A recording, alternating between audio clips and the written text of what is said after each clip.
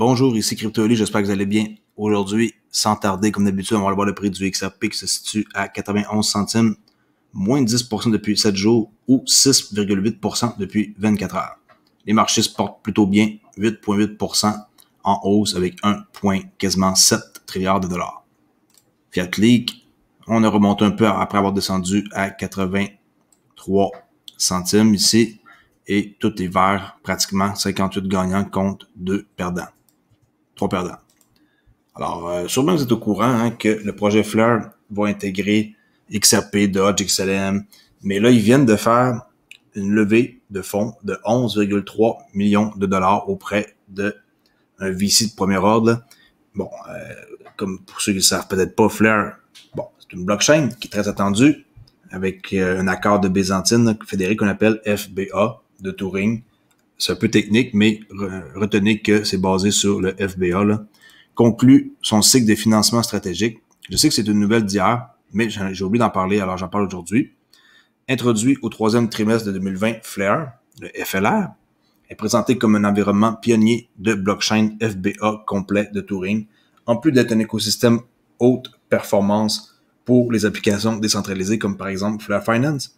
Il habilite de nombreuses plateformes de première génération avec des fonctionnalités de compte intelligent. Bon, là, ils viennent de faire une levée de 11,3 millions de dollars parce que Flare, ça va permettre d'aller chercher toute la valeur de l'argent qui est comme partout ailleurs, mais pas à un endroit en particulier. Et là, ça va ramener tout l'argent d'ailleurs à un endroit seulement. 65% de toute la valeur des blockchains, c'est inaccessible, mais là, maintenant, ça va devenir accessible et eux, ils ont bien frappé en faisant ça comme ça. La plateforme a réussi à lever 11 millions de dollars auprès des vétérans du capital risque Digital Currency Group, DCG, Coin Fund, LD Capital, C Fund, Wave Financial, Borderless Capital et Back-End Capital. Moi, je trouve ça vraiment une nouvelle hyper bullish pour le réseau, surtout pour le jeton Spark. Alors, j'ai hâte de voir qu'est-ce qui va se passer. L'investissement a annoncé hier que le potentiel de Flare pour tout libérer la valeur de l'argent devrait être quelque chose qui va être très, très gros, surtout avec les contrats intelligents. OK? Oui, j'en parle 24 heures plus tard, mais je sais que c'est pas tout le monde qui sont au courant de tout. Là. Pas j'oublie qu'il y a des nouveaux sur la chaîne à chaque jour. Ici, j'ai trouvé un truc intéressant sur l'intérieur du salon de Lamborghini secret sur invitation uniquement à New York. Je vais vous mettre le lien dans la vidéo parce que vu qu'il y a une espèce de musique, je vais pas avoir de problème avec YouTube, mais honnêtement, c'est plutôt cool. Il faut en posséder une ou vouloir en avoir une. Alors, il faut être prêt à débourser entre 200 à 500 000 dollars US pour faire partie comme du club house là, pour aller là-bas et choisir sur mesure toutes ces choses. Alors, vous irez voir la description, ça dure juste 2 minutes. Très intéressant. L'IRS qui recherche des millions de nouveaux financements pour étendre l'application de la taxe cryptographique et embaucher des experts. Alors, vous voyez-vous, ça, l'IRS, c'est comme le fisc aux États-Unis, OK? Ils sont en train de proposer un budget d'application pour pouvoir élargir une équipe et mettre l'accent en particulier sur la crypto et la cybercriminalité. Un élément clé de l'effort semble être l'utilisation d'experts et d'entrepreneurs externes. Ils vont aller chercher qu'est-ce qu'ils peuvent aller chercher. On voit ici au total, l'IRS cherche 13,2 milliards de dollars pour l'exercice de 2022, soit une augmentation de 1,2 milliard par rapport à 2021. Du côté de la loi, l'IRS demande 5,46 milliards de dollars, soit une augmentation de 458 millions de dollars d'une année à l'autre. Voyez-vous, ils sont gourmands et ils vont aller chercher le plus qu'ils peuvent chercher d'argent. Le trafic web pour les échanges de crypto-monnaies a atteint un niveau record au mois de mai. Regardez, j'avais parlé du mois d'avril avec 530 comme chiffre. Maintenant, on est rendu à 638 millions de visites au mois de mai. Alors, ça fait juste grossir. Et on a battu le record de l'ancien bull run de janvier 2018 avec 531. Là. On l'a battu ici au mois. Dans le fond, ce mois-ci, là, mai. Là. Ici, on était côte à côte. Mais voyez-vous, Maintenant, il y a beaucoup de visites par rapport aux échanges de crypto-monnaies. Un record. Le Mexique rejoint d'autres pays d'Amérique latine dans la ruée vers la crypto. Un législateur mexicain va proposer un cadre juridique pour réglementer les actifs de crypto-monnaies. Félicitations, parce que eux autres, ils ont compris que ça prenait un cadre et pas besoin d'attendre longtemps comme les Américains.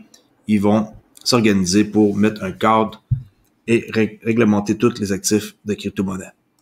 Bravo pour le Mexique, ça je suis vraiment surpris. Très très cool. N'oubliez pas que le Mexique rejoint une liste croissante de pays d'Amérique latine qui adoptent le Bitcoin aussi. Amazon cherche à embaucher du personnel blockchain avec une expérience dans la DeFi, la finance décentralisée. Il y a une annonce qui a été faite. Alors, Amazon recherche du personnel expérimenté. Le candidat aura des antécédents dans la fourniture de produits exceptionnels à grande échelle. Idéalement, vous aurez de l'expérience dans la livraison de produits ou d'innovation dans l'espace de la blockchain, en particulier la DeFi ou les services financiers traditionnels. Le conseiller à la sécurité nationale de Biden considère le rôle de la crypto dans les cyberattaques comme une priorité pour le G7. On sait que présentement, il est parti là-bas, Biden. Alors, il va mettre ça en priorité. Jake Sullivan, cet homme-là ici, là, qui est le conseiller américain à la sécurité nationale. Il y a de la sérieux, en tout cas, là.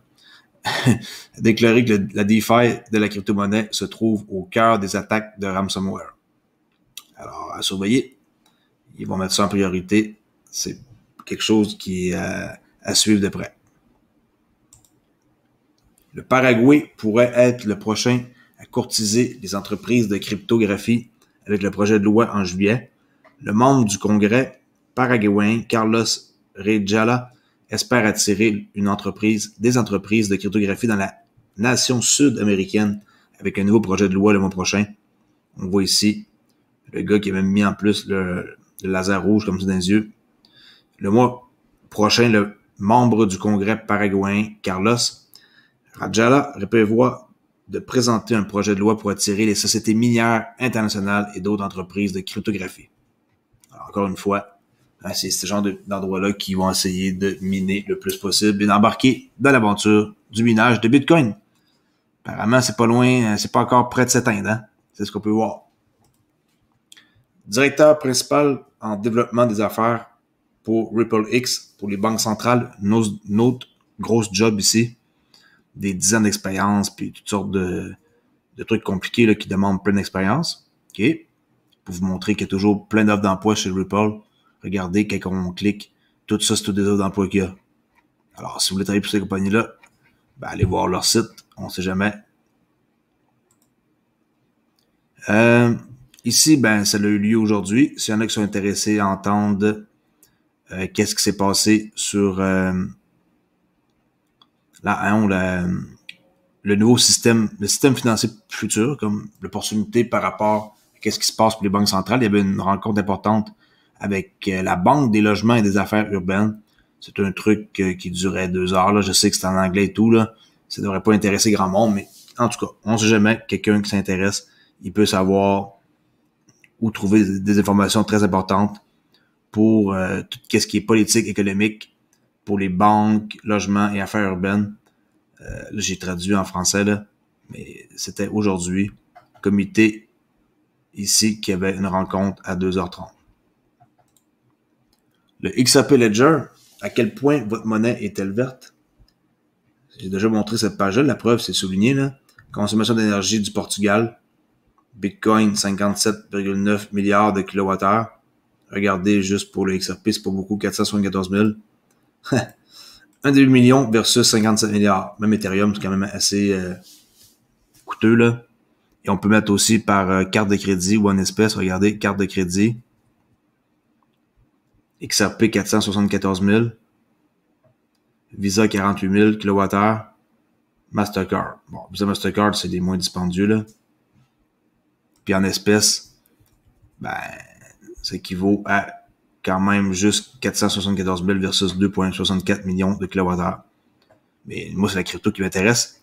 Et on peut voir plus bas aussi, Bitcoin, Ethereum, XRP, tonnes de CO2, là, 270 tonnes seulement pour le XRP. Regardez le Bitcoin, 27,96 millions de tonnes de CO2. C'est épouvantable. Un vol de 12 heures de Londres à Hong Kong libère 3 tonnes de dioxyde de carbone. Découvrez combien de CO2 différentes formes de devises sont libérées. Hey, 12 heures de Londres à Hong Kong libère 3 tonnes de dioxyde de carbone. C'est incroyable. Et on peut voir Bitcoin, c'est exagéré, là. Même Ethereum, inacceptable.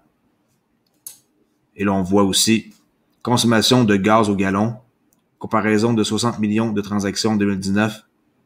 Bitcoin, Ethereum, et ici, regardez une petite chaloupe, là, XRP. On a déjà parlé, là, c'est la consommation de gaz au gallon.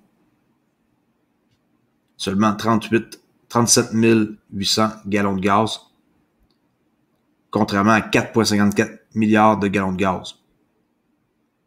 Wow, c'est incroyable. Pour le transport d'environ 120 millions de gallons de gaz. Alors, c'est fou de voir comment est-ce que ça coûte rien, le XRP.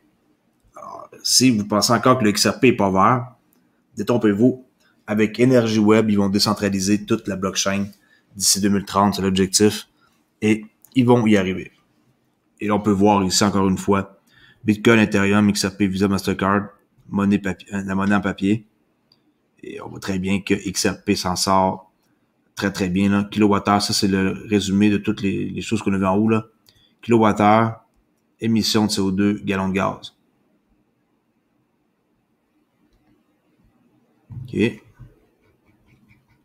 Ça s'appelle xrpl.org, carbone calculateur. carbone-calculateur.com. Interactive Broker, qui est un très, très gros courtier dans le monde, va commencer le trading de crypto-monnaies dans les prochains mois. Mais Interactive Broker, ça prend 10 000 $ pour ouvrir un compte. Je sais, j'ai déjà fait et ça prend 10 000 $ canadiens, dans mon cas, là, pour ouvrir un compte pour faire du trading. Dans le temps, j'avais fait ça, puis je sais que c'est très, très, très, très comme décourageant pour ceux qui commencent, là, parce que c'est une très bonne plateforme, mais ils demandent beaucoup d'argent pour commencer à trader, là, juste pour l'ouverture de compte. Mais vous pouvez, par exemple, utiliser l'argent, là, OK? Mais ça prend 10 000 $. Je pense pas que ça change d'ici pour la crypto, là. Solana qui lève 314 millions de dollars pour développer une blockchain plus rapide. S'il y en a qui sont pas au courant, maintenant, vous pouvez voir que Solana vient de faire cette nouvelle-là en date d'aujourd'hui. Si je me trompe pas, ça a eu lieu à 18h, heure de l'Est. OK. Alors, la technologie de Solana utilisée dans le domaine à croissance rapide de la finance décentralisée, la DeFi, va faire en sorte qu'ils viennent de lever très grosse somme d'argent. On voit un commentaire de Musk ici, là. J'ai pas lu la vidéo. Mais la start-up blockchain Solana, qui est un projet vraiment intéressant, a déclaré avoir levé 314 millions de dollars de nouveaux financements pour développer une technologie utilisée dans le domaine de la croissance rapide des marchés de la crypto. Le cycle des financements a été dirigé par Andreessen Horowitz, l'une des sociétés de capital risque la plus importante de Silicon Valley, et de Polychain Capital, un fonds spéculatif crypto qui effectue également des investissements de type VC. Venture Capital, là. Alors, 314 millions de dollars ici pour Solana dans le Wall Street Journal. Et on achève ici dernière nouvelle pour regarder. N'oubliez pas, vous avez jusqu'au 11 juin pour réclamer vos Sparks si ça n'a pas encore été fait. Si vous aviez des Sparks le 12 décembre 2020 sur une clé Ledger, par exemple, mettez ici votre adresse, okay, et cliquez sur la petite loupe et vous allez pouvoir voir si vous êtes éligible.